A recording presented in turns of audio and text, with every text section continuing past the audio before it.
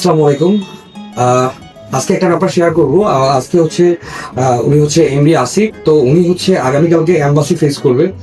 তো আমরা যেটা কাজ করতেছিলাম, চিন্তা করলাম এটা একটা ভিডিও করে দিলে সবার জন্য হয়তো কাজে লাগবে। নর্মালি একটা অ্যাম্বাসিডর যখন ফাইল হাতে নেয় তখন তার কাছে ফাইলটা যেভাবে ডকুমেন্টেশন করা থাকে, সাজানো থাকে, এটা কিন্তু খুব ইম্পর্টেন্ট একটা পার্ট।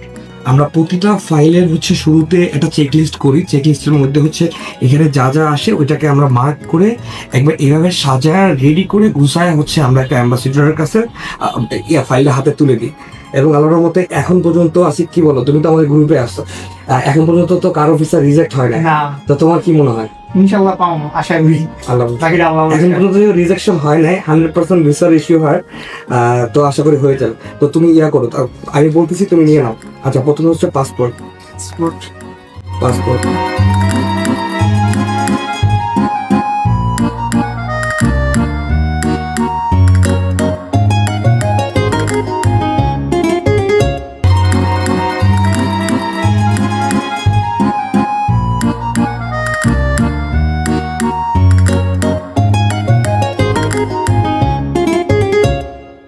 এয়ার টিকিট বুকিং এ একটা ব্যাপার মাথায় রাখবেন, আপনারা হচ্ছে ইনভাইটেশনের যেটা লাস্ট ডেট, এটা হচ্ছে আপনার ডিপার্চার ডেট থাকবে, আর অ্যারাইভাল ডেটটা হচ্ছে আপনার যেদিন হচ্ছে এম্বাসি ফেস করার ডেট থাকবে তার 15 থেকে 20 দিন পরে দিবেন। আর ব্যাংক স্টেটমেন্ট তো তোমার নাই, এটা প্রয়োজন নাই। ঠিক আছে, ওকে, তাহলে বাকি সব হয়ে গেল।